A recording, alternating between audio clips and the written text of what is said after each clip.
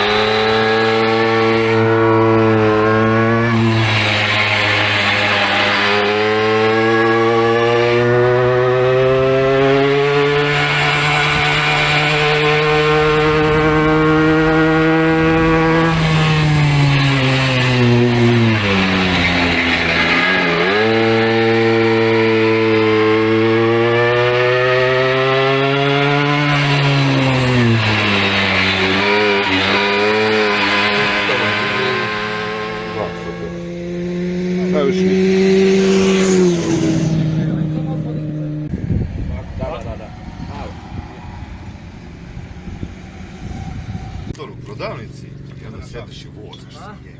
Bilo je varnice. Jeste ti ga on poredno. Ovo je, do ovog je džola 100%.